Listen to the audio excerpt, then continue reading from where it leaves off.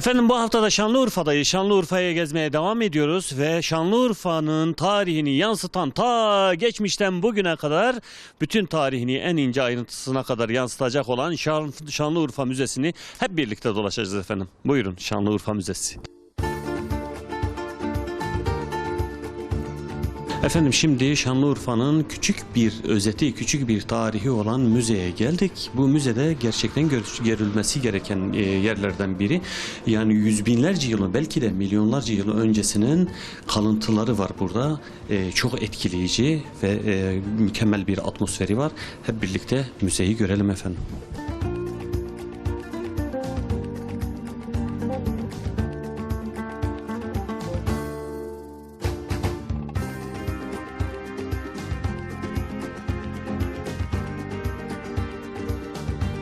Gerçekten çok dehşet, sanki gerçekmiş gibi duruyor orada. Aman Allah'ım, ben buradan korktum sanki.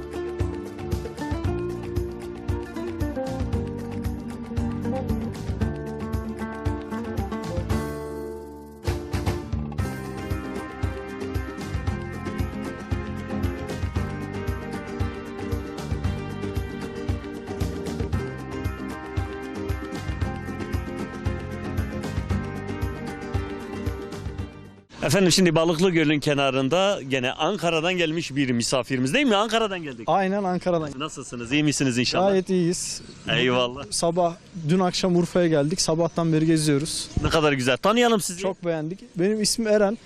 Eren. Kırşehirliyim. Doğma büyüme Ankaralıyım. Eskişehir'de okuduk. Gelecek ay askeriz. Maşallah. Yolunuz açık olsun. Kazası belası. Önce bir gezelim dedik. Antep, Adıyaman, şimdiki durak Urfa. Hayrurrahman'ın mekanında bir dua edelim değil mi? Ettik. Bediüzzaman Hazretleri'nin yıkılan mezarını ziyaret ettik. İşte Hazreti İbrahim Aleyhisselam'ın makamını ziyaret ettik.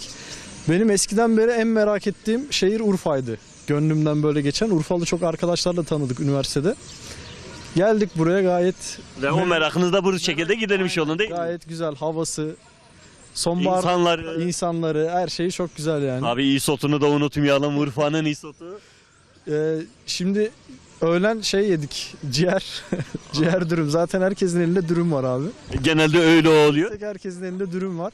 Bakalım şimdi akşamda bir Urfa kebap yemeyi düşünüyoruz. Haydi bakalım, afiyet olsun inşallah. Siz ne tavsiye edersiniz? Ben ne tavsiye ederim? Ben de memleket gezgini olarak buraya geldim. Sabah ciğer, öğlen ciğer ve akşamda ciğeri tavsiye ederim inşallah. Allah razı olsun. Eyvallah, teşekkür ediyorum. Teşekkür ederiz. Bütün Urfa halkına selam iletiyoruz. Eyvallah ve aleyküm selam. Yani hem misafirperverlikleri, hem yemekleri, hem gezilecek yerleri harika bir şehir yani. Aynen. Çapında diyebiliriz abi. Aynen öyle. Açık hava müzesi değil mi? Aynen öyle. Gayet güzel. Teşekkürler. Allah razı olsun. Yolunuz açık olsun. Allah'a emanet olun inşallah. Teşekkür ederiz. Sağ olun.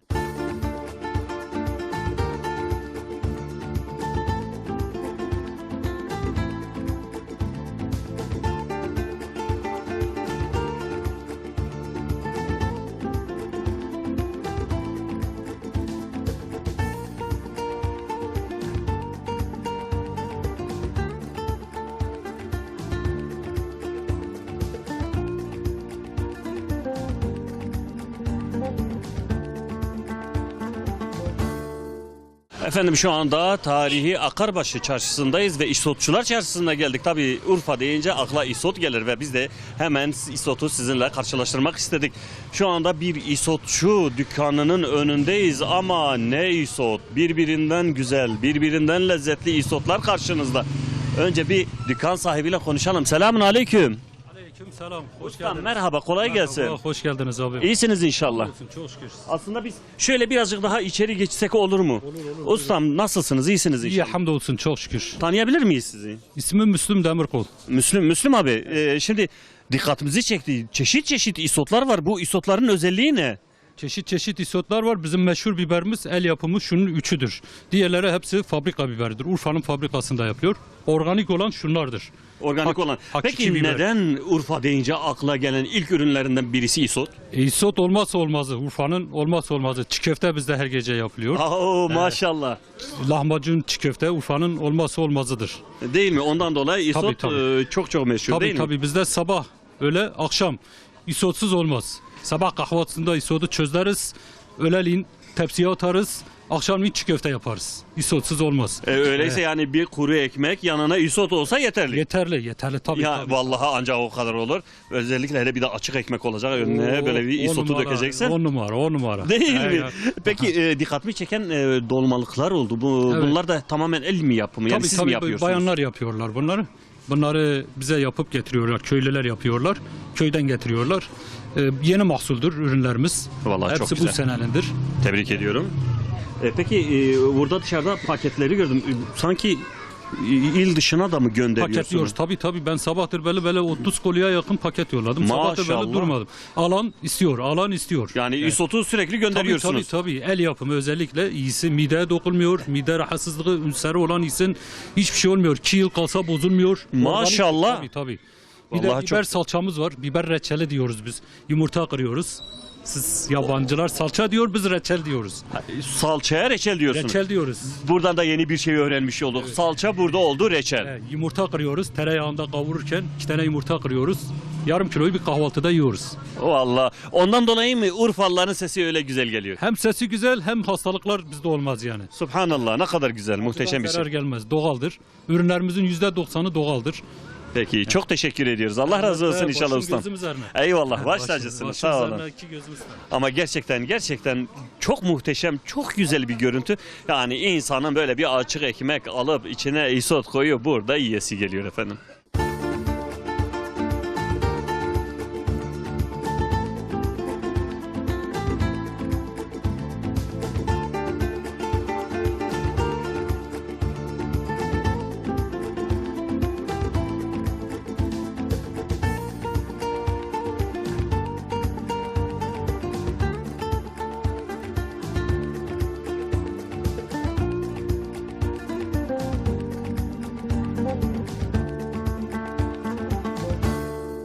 Efendim Akarbaşı çarşısını gezerken yolda bazı kardeşlerimiz, abilerimizle karşılaştık. Selamünaleyküm. Aleykümselam abi. Tanıyabilir miyiz?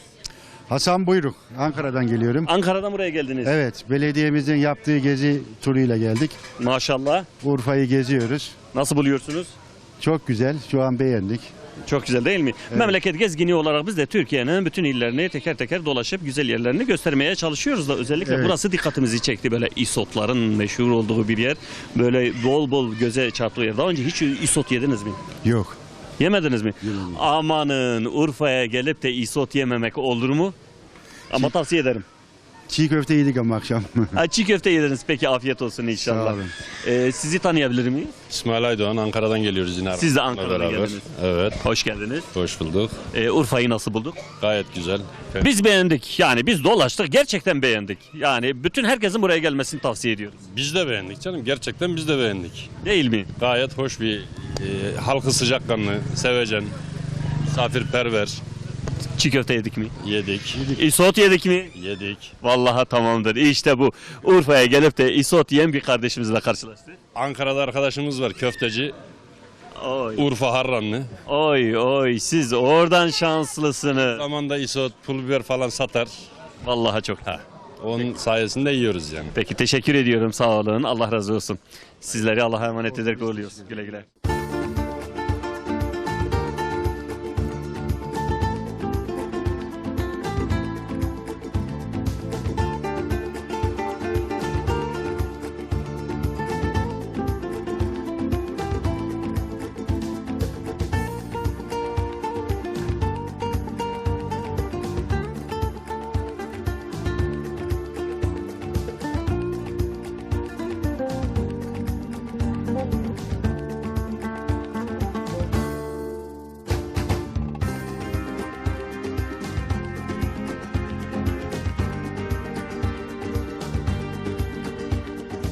Efendim şimdi Şanlıurfa'nın tarihi Bedesten Çarşısı'ndayız. Burada tarihi dedik ki aynı zamanda satılan malzemeler, satılan eşyalar da tarihi nitelikte.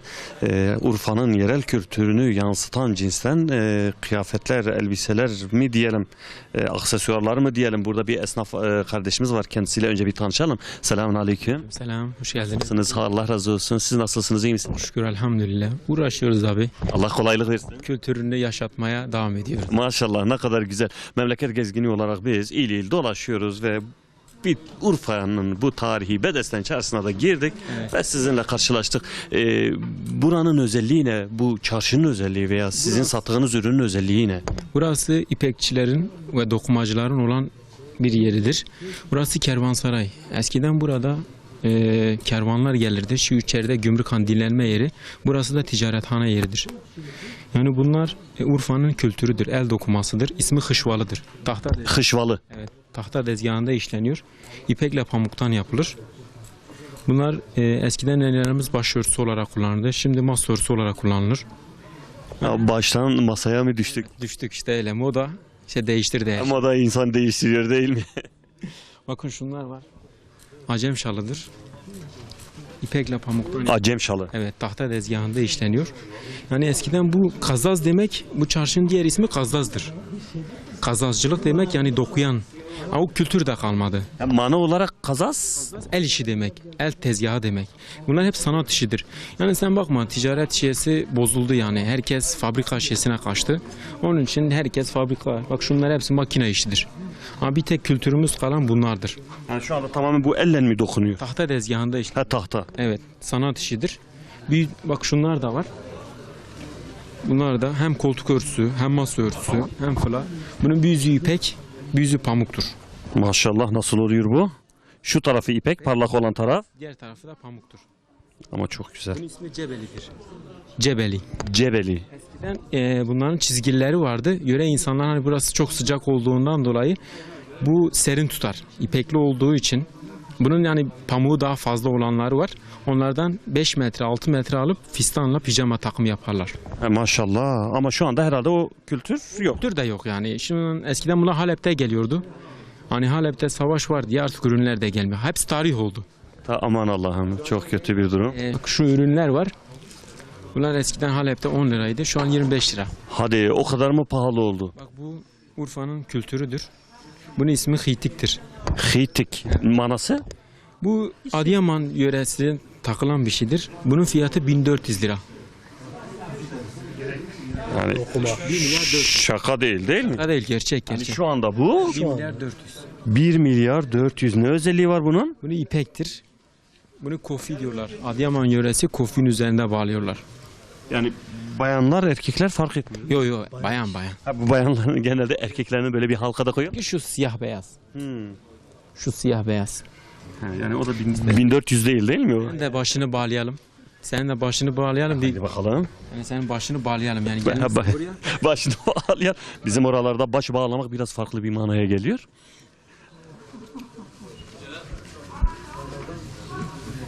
Maksat demesinler başını bağlamamışlar. Tamam, ama iyi oldu değil mi? Bundan sonra ben böyle dolaşacağım inşallah. İyi. Muhtemelen izleyicilerimiz de bunu beğeniyorlardır değil mi? Evet. Peki işler nasıl şu anda? Yani İşler- bu yerel satış müşteriler yerelden mi, yoksa turistik Bizimki amacıyla genellikle gelip- turistik amacıyla gelip dolaşanlar mı alıyor? Ya bizimki hep yabancı üzeri. Yani burası tarihi bir yer olduğundan dolayı dışarıdan 81 ilden dış devletler zaten bu 3-4 senedir gelmiyor.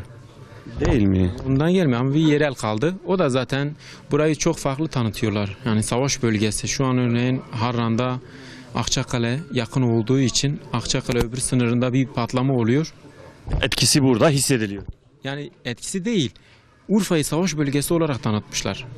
Biz bunu yıkacağız inşallah. Urfa bir savaş bölgesi değil.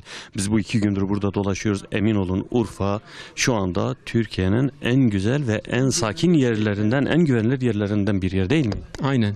Yani burayı çok farklı tanıtmamaları lazım. Yani medyaya buradan sesleniyoruz da. Yani dışarıdan gözüktüğü gibi değil. Evet. Maalesef öyle bir durum var. Peki, çok teşekkür ediyoruz. Allah razı olsun inşallah. Bu başörtümle birlikte ben çıkıyorum, gidiyorum. Baş üstüne. Eyvallah. Allah razı olsun inşallah.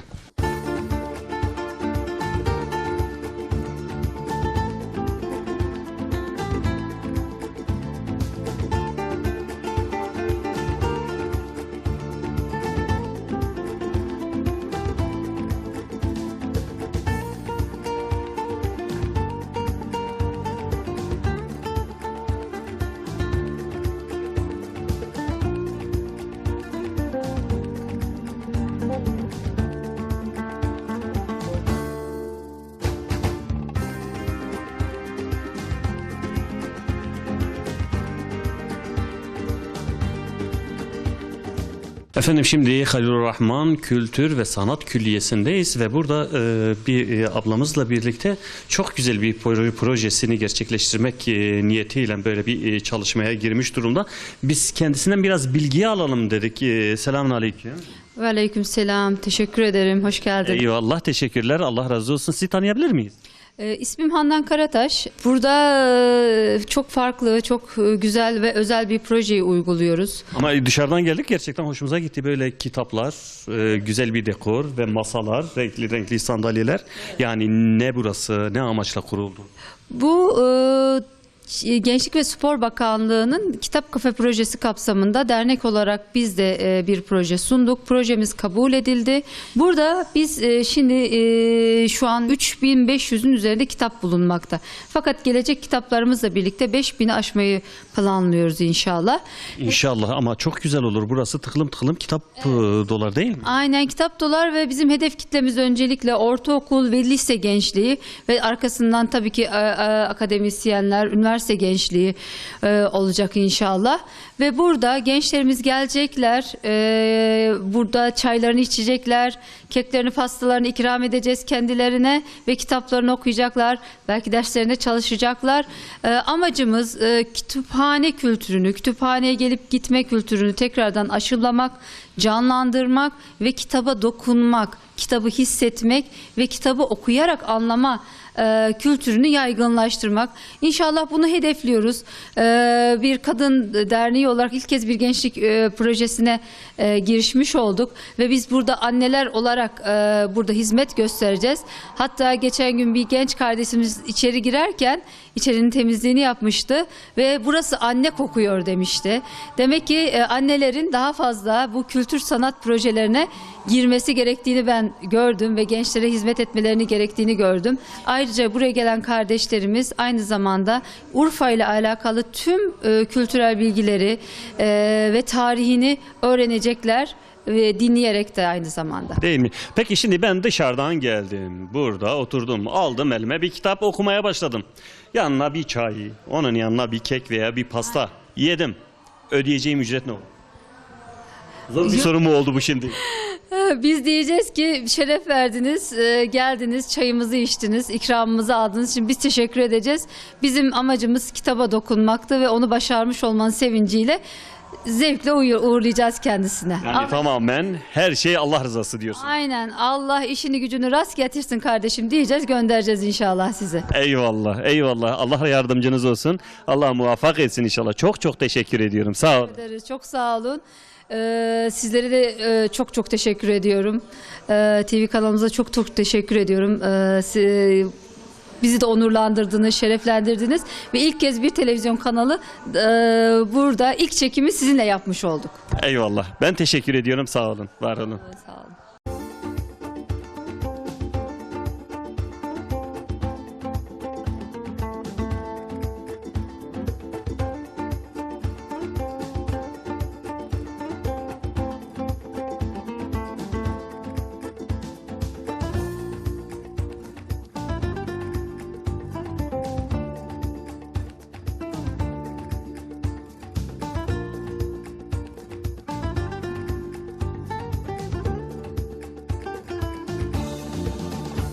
Efendim şimdi Şanlıurfa'ya gelirken mırra içmeden gitmedik olmaz. Biz de inşallah birazdan bir mırramızı içeceğiz. Bakalım o kadar söz edilen tadına hiçbir şeyinden gelmediği mırra nedir, nasıldır hep birlikte göreceğiz inşallah.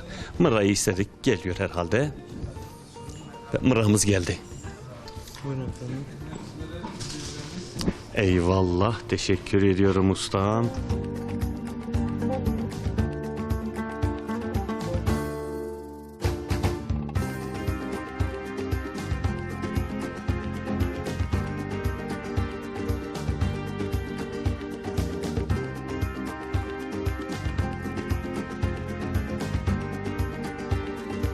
Gerçekten farklı bir damak tadı ama çok güzel.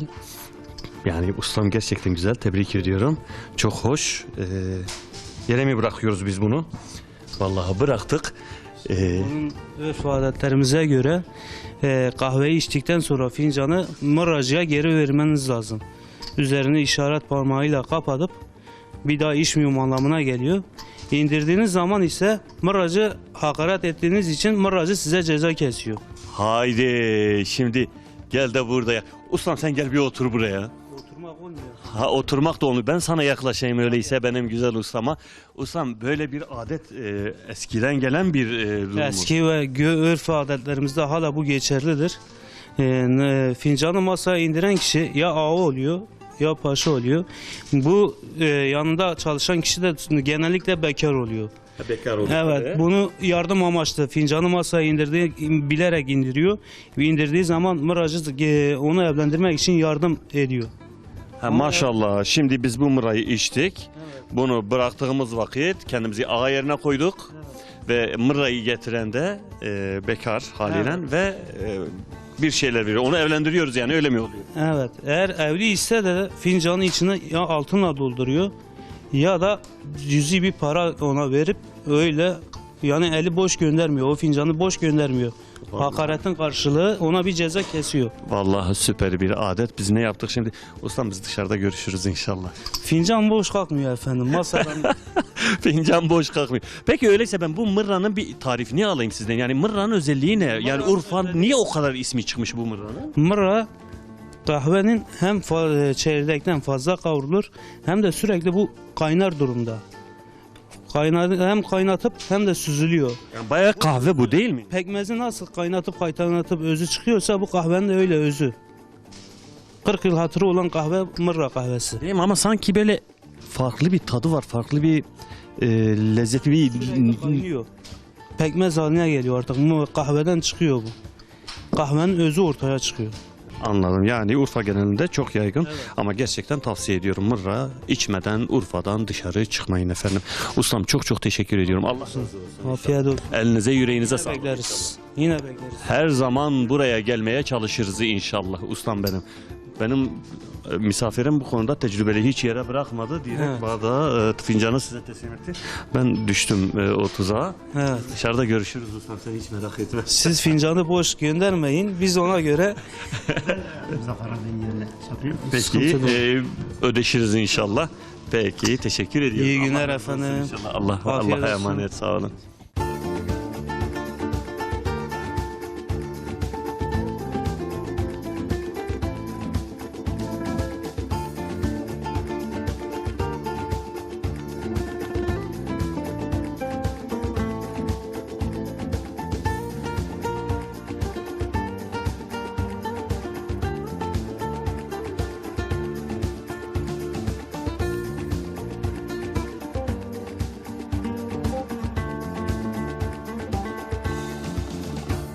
Efendim Şanlıurfa'nın gezilip görülmesi gereken yerlerden bir tanesi de Hazreti Eyüp Aleyhisselam'ın uzlete hastalığı döneminde uzlete çekildiği mağara. İşte burası.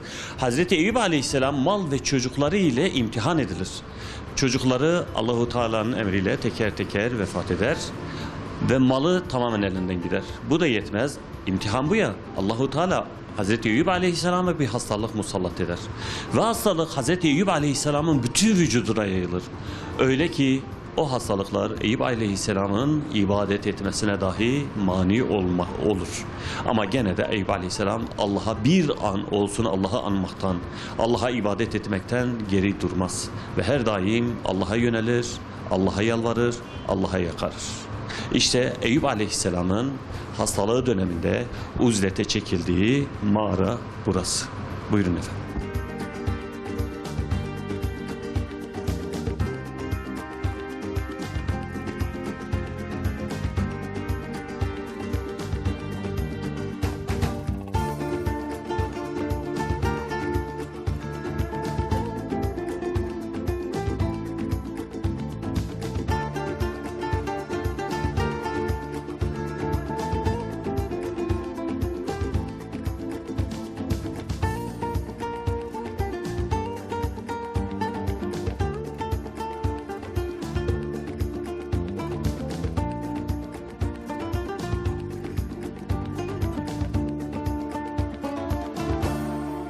Efendim Hazreti Eyüp Aleyhisselam'ın hastalığından dolayı şehir merkezinden uzaklaşıp 7 yıl boyunca rivayete göre, 7 yıl bazı rivayetlere göre daha az veya daha çok ama yıllarca uzlete çekildiği mağaranın içindeyiz.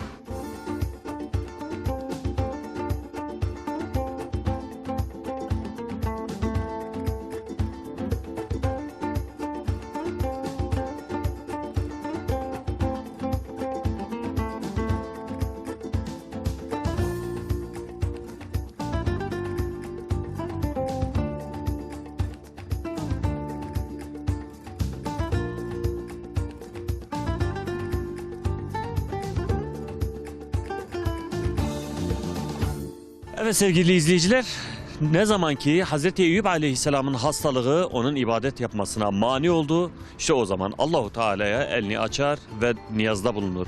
Allah'ım hastalık bana dokundu. Sen merhametlilerin en merhametlisisin diye. Allahu Teala Eyüp Aleyhisselam'ın duasını kabul eder. Ve Eyüp Aleyhisselam'a burada geçtiği üzere Sad suresinin 41 ve 42. ayetinde geçtiği üzere ayağını yere vur diye emir buyurur. Eyüp Aleyhisselam buraya gelir, ayağını yere vurur ve yerden su fışkırır. O su şifalıdır işte. Eyüp Aleyhisselam o sudan içer ve o suyla yıkanır ve Allah'ın izniyle şifasına kavuşur. Eyüp Aleyhisselam'ın yıkandığı ve su içtiği şifalı kabul edilen kuyu burası efendim.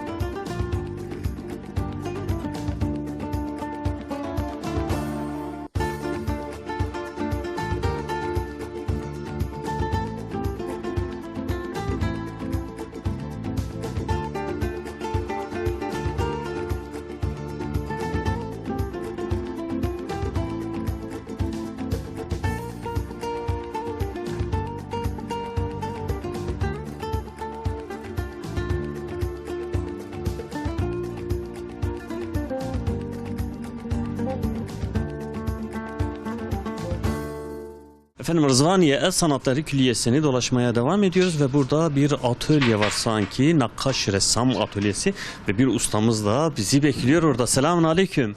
Selam. Ustam nasılsınız? İyisiniz inşallah. Teşekkür ederim. Sağ olun. Allah razı olsun. Tanıyabilir miyiz sizi? İsmim Abdurrahman Birden.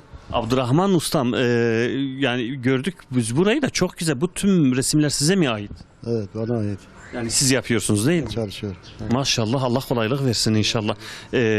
Ne zamandan beri bu el sanatıyla ilgileniyorsunuz? 61-62'den beri. Maşallah, bir ömür. Gerçekten tebrik ediyorum. Çok İnşallah güzel. 6 senedir. Evet. Allah kolaylık versin inşallah. Allah razı olsun. Sağ olun. Peki şu biraz dikkatimi çekti. Bunu bize biraz anlatır mısınız? Ustam benim. Bu aslında hac kapısı. Yani biz hacılar geldikleri zaman gelmezden evvel bu tür çalışmalar yapılır. Bu dış kapının çalışmasıdır. Yani geleneğimiz bu böyledir. Tabii 50-55 sene evvel çok çalıştım. Yani hacciler hacca gidip geldiklerinde bunu kapılarına mı asıyorlar? Gelmezden asıyorlar değil. Kapıyı bak biz kapı şeklinde yaptık. Bu bir örnek yani. Ha. Hac kapısı komple çevresi süsleme yapılır. İç kapılar ve iç kapının şeyleri çevresi falan bütün bu süslemelerden çalışırız. Ve bu çalışmaları da hacıdan gelenin çevresindeki insanlar bunu hediye olarak yaptırırlar. Anladın mı? Bu bir geleneğimiz tabii bizim siyahdır. Fakat son zamanlarda kayboldu gitti. Fakat sonradan da teneke üzerine veyahut da tablo olarak yapıp yerlerine asılma durumu var. Peki ustam şimdi sizin dışınızda bu işi başka yapan kimse yok mu? Valla şimdi kimse yapmıyor yani. Kimseye öğretmiyor musunuz yoksa? Bitti. Yok bitti bu.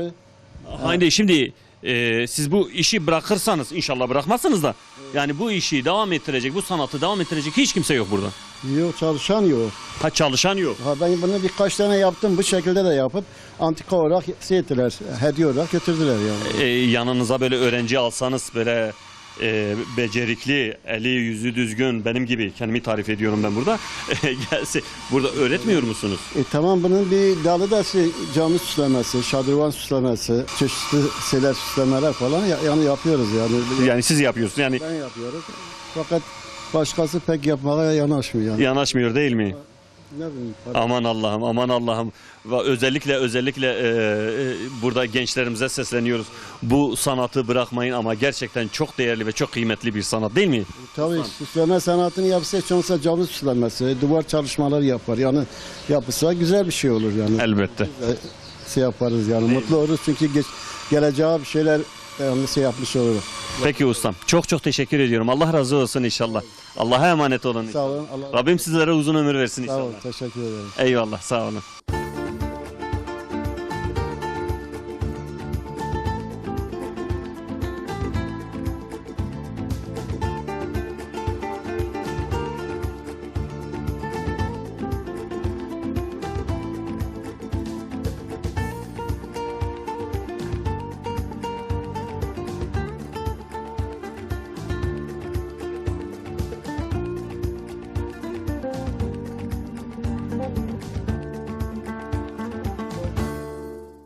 Efendim Rızvaniye El Sanatları Külliyesi'ni gezmeye devam ediyoruz ve burada bir köşe gördük. Ama ne köşe? Muhteşem bir köşe, insanı etkileyen bir köşe.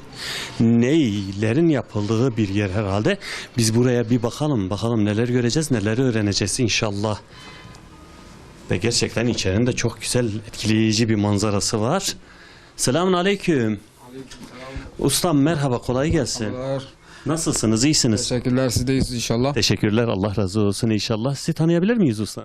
Ben Ahmet Ateş, 1986 Şanlıurfa doğumluyum. Şanlıurfa. Bu ne? Siz yapıyorsunuz değil mi? Tamamen sizin elinizden. Bir yıldır Şanlıurfa'da hizmet ediyoruz yani. Maşallah, çok güzel. Allah kolaylık versin. Teşekkür ederim, sağ olun. Peki yani satışı nasıl, satılıyor mu bunlar? Satışı hem il dışına var, hem yurt dışına var, hem de Şanlıurfalılara var. Yani dünyanın birçok yerine gidiyor yani buradan. Dünyanın birçok yerine ama gerçekten çok güzel. Çalabiliyoruz tabii. Aynı zamanda evet.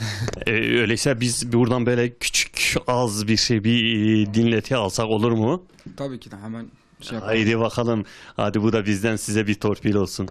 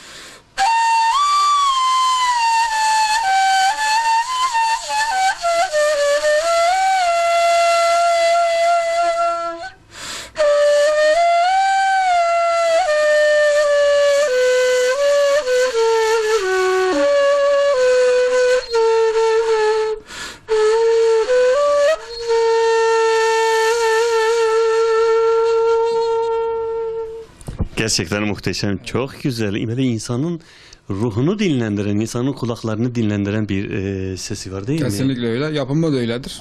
Üflenişi de öyle, dinleyişi de öyle. Yapımı da bir de böyle huzur mu veriyor? Aynen, kesinlikle. Vallahi çok güzel. Peki benim dikkatimi çeken şimdi bazılarının boyu kısa, bazılarının uzun. Bunun sebebi ne, hikmeti ne? Şöyle söyleyeyim, Türk müziğinde kullanılan 13 tane ney var. Farklı boylardadır, farklı tonlardadır. Yani tamamen tonlarla ilgili bir durum. Aynen. Peki bunun ham maddesi ne? Bunun ham maddesi su kamışı. Tohumu da deniz tuzudur bunun. Deniz tuzu. Aynen. Deniz tuzundan mı oluyor? Aynen. Bunun tohumu deniz tuzudur ve yetişmesini, gelişmesini sağlayan da aşırı nem. İlginç. Deniz nemi olması lazım ki bu boğumlar oluşabilsin. O deniz nemi olmasa olmaz. Yani böyle sıradan bir akarsuyun kenarında bu yetişmez. Yani olmaz. Aynen.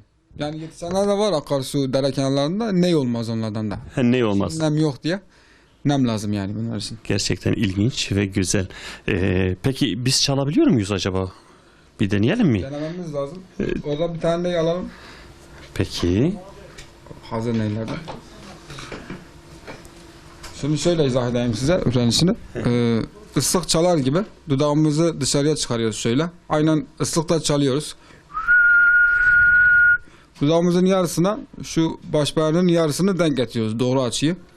Şöyle tarif edeyim. Kolaymış. Islık çalar gibi yani bir nevi. Bir deneyebilirsiniz Hadi isterseniz. bakalım. İzleyicilerimize güzel bir dinleti sunuyoruz. Belki ola ki Özlem Ajans burada dinlerler. Bizi keşfederler. Haydi bakalım Özlem Ajans'a ithaf olunur.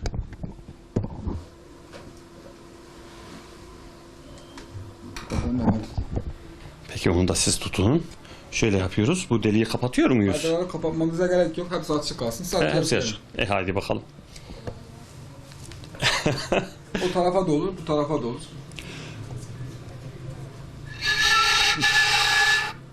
Gibi. Ya yani oluyor değil mi? Tamamdır, başarıyoruz.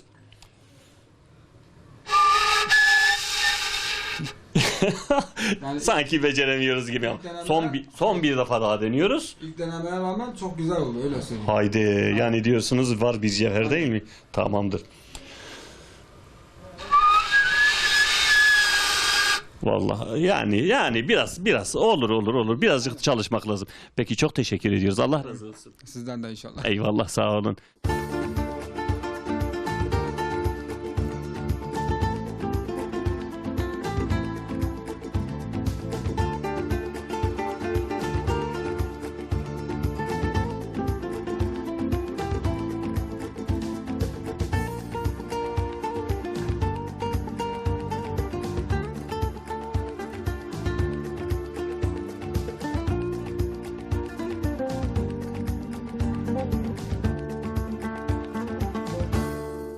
Efendim, Rızvaniye El Sanatları Külliyesi'ni dolaşmaya devam ediyoruz. Rızvaniye El Sanatları Külliyesi dediğimiz bu bölge Balıklı Gölü'nün hemen yanında. Dolaşıyoruz ama bir türlü bitiremiyoruz. Çünkü onlarca küçücük atölye ama birbirinden şirin ve güzel atölyeler, el emeği, göz nuru ürünlerin sergilendiği, yapıldığı, üretildiği atölyelerden oluşuyor. Ve bunu da sizlere göstermek istiyorum. Çünkü gerçekten çok güzel, şahane el emekleri var burada.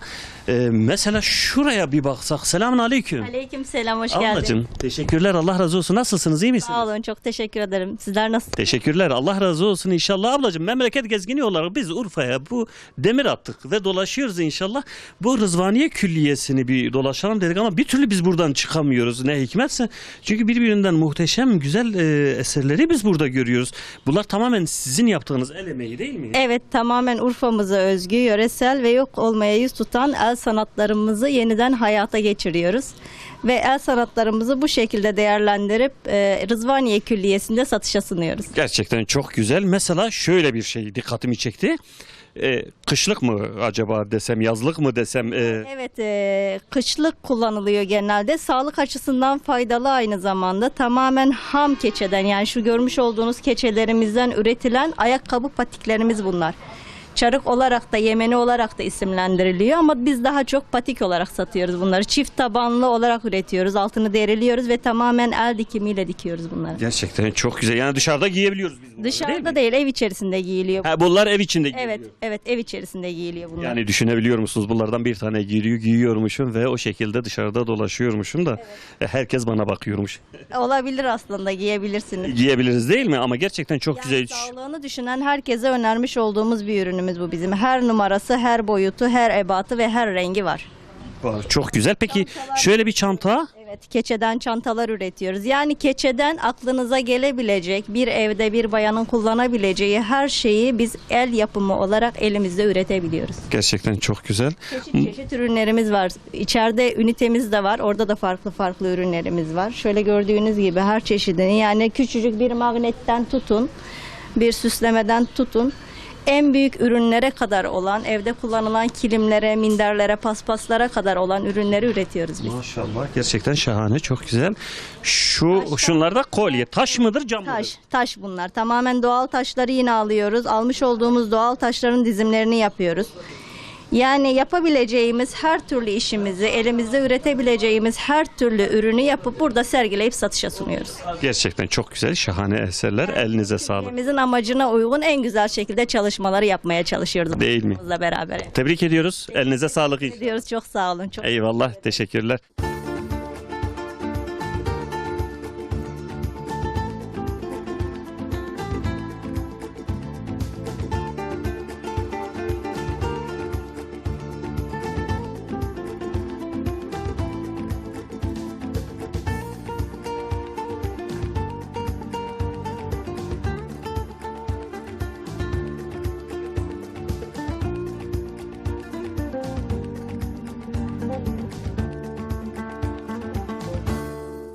Efendim Rızvaniye El Sanatları Külliyesi'ni dolaşmaya devam ediyoruz ve sanat eserlerini size göstermeye çalışıyoruz ve burada bir el emeği, göz nuru, bir sanat eseri daha var ve bir ustamız var. Hemen kendisiyle tanışalım. Selamun aleyküm. Aleykümselam efendim. Ustam kolay gelsin. Nasılsınız? İyisiniz inşallah. Teşekkür ederim. Siz nasıl iyisiniz? Allah razı olsun inşallah. Ya ustam sizi işinizden etmiyoruz değil mi? Şöyle ben bu sandalyeyi alsam, şöyle şuraya gelsem otursam, sizinle biraz muhabbet etsek nasıl olur? Ne demek? Teşekkür ederim. Allah razı olsun. Gerçi benim burada boyum biraz kısa mı kaldı bilmiyorum ama önemli değil. Hiç önemli değil. Ustam burada ne yapıyoruz? Biz burada. Bize biraz anlatır mısın? Efendim burada eski yöremize ait, tarihlerimize ait el sanatları İzzet Efendi'den 1874'ten bugüne el sanatlarını yaşatıyoruz burada. Gülgen ağacı, ceviz ağacı, erik ağacı, badem ağacından tarak yapıyoruz. Ahşaptan tarak. Tarak yapıyoruz. Taraklarınız da burada herhalde değil mi? İsim yazıyoruz. Şanlıurfa hatırasıdır diye alan misafirlerimiz hediye ederler. Şöyle şu tarzda hamam tarağı, bizim Urfa tabiri caizse hamam tarağı deriz buna. Bu yeni bu model yaptık. Çantalarında hanım kardeşlerimiz taşımaları için. Sadece bir de kullanılıyor bu değil mi? Yani bir şekilde kullanabiliyor. Tabii kullanılıyor tabii. Hey maşallah, hey maşallah ama gerçekten çok güzel. Bunlar tamamen yani gerçekten muhteşem. Çok güzel. Peki ustam çok sürüyor mu bir tarağın yapımı? Bir tarağın yapılışı yaklaşık 15-20 dakika sürüyor. Yani bitiş haline, tarama haline geliyor yani 15-20 dakikada geliyor. 15-20 dakikada. Peki hangi ağaçtan yapılıyor? Bu sıradan bildiğimiz ağaçlardan mı yapılıyor? Gülgen ağacı, ceviz ağacı, armut ağacı, badem ağacı, erik ağacı, kayısı, portakal ağacı. Bu tür ağaçlarda, sert ağaçlarda daldanan ağacından oluyor. Bu tür Anladım. Peki sizin dışınızda bu sanatı icra eden kimse var mı? Ama gerçekten bu bir sanat. Yani el emeği, göz nuru. Şu anda bizim Urfa'mızda sadece İsmet Kemal ustamız var. O da yaşlılığından sağlığa elverişli olmadığından dolayı yapmıyor. Bir tek ben yapıyorum. Yani Urfa'da şu anda bunu icra eden sadece sizsiniz. Tabii. Yani bir ay 2 ay falan oldu yani yaklaşık bu kurs açalı. Epey de bir rağbet. Öğrenciniz falan? Öğrencilerimiz şu anda yok ama yeni olduğu için bekliyoruz. Yani öğrencilerimiz olursa de öğretiriz. Çok güzel. Peki burada dikkatimi çeken bir şey oldu. Bizim küçükken çok oynadığımız, muhtemelen herkesin oynadığı topaç var. Bunu da siz yapıyorsunuz herhalde. Evet bunu da biz yapıyoruz efendim. Bu eski, bunu görenler mesela diyor bizim çocukken diye oynuyorduk. Horp oynuyorduk. Ondan sonra dere mesela oynadık. Kız atışıdır falan. Eski çocukluğu aklına geliyor. Ve çok mutlu oluyorlar. Çocuklarını alıyorlar. Yani çok güzel, eğlenceli bir şey. İnsanı çok mutlu ediyor yani. Yani alınmaz mı? Yani şimdi burası müsait olsaydı hemen bir ip çevirir burada hemen bir yuvarlardım ama ne kadar güzel olurdu değil mi? Tabii. Bunu yaptığın zaman çok mutlu oluyorsun. Yani eski çocukluğuna iniyorsun. Ama gerçekten öyle. Peki ustam benim. Çok teşekkür ediyorum. Allah razı olsun inşallah. Eyvallah. Baş tacısınız. Sizi Allah'a emanet ediyoruz. Kolay gelsin.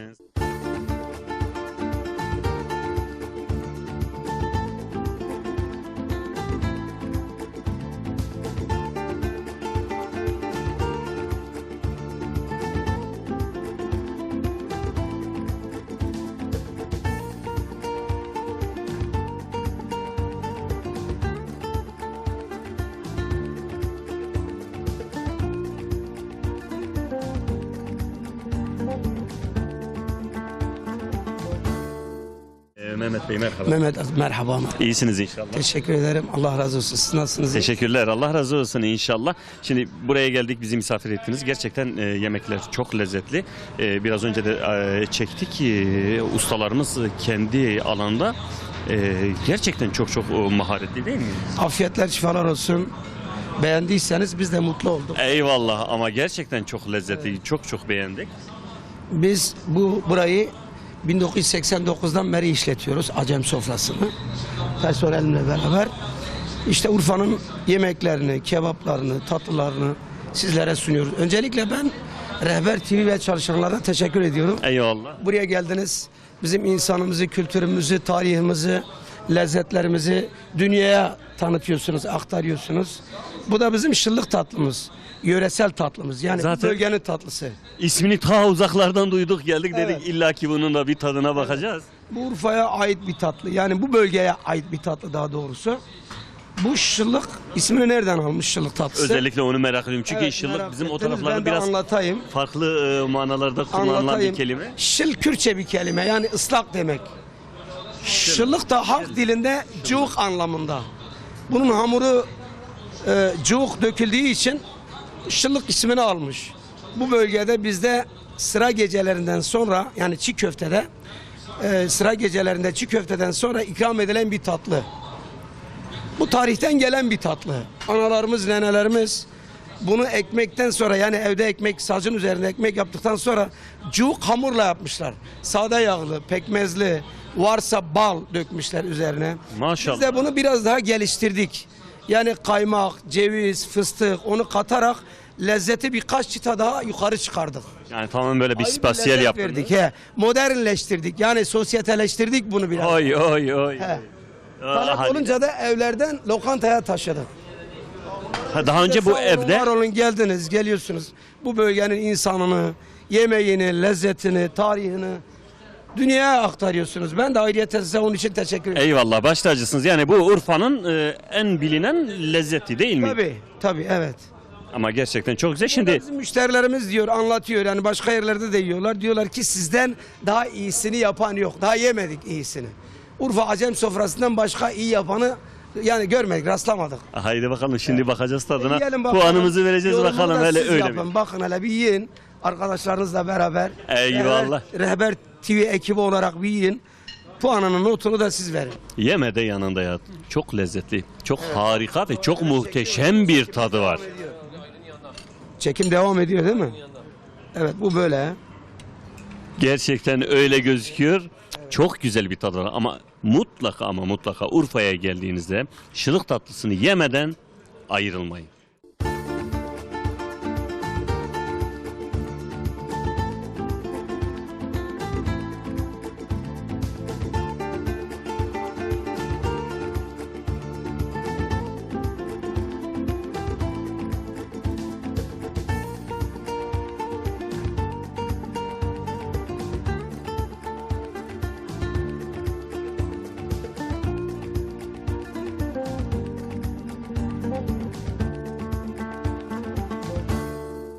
Efendim memleket gezgini olarak programımızın sonuna geldik.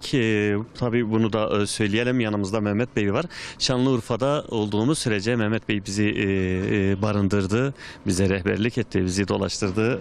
Teşekkür ediyoruz Mehmet Bey. Allah razı olsun. Sana zahmet verdik. Sizden razı olsun. Estağfurullah, ne zahmeti. Yine bekleriz inşallah. Allah razı olsun inşallah. Son bir sözünüzü alsak bu konuda. Çünkü Sıla gecesinde bizi coşturdunuz o güzelim sesinizle. Allah razı olsun.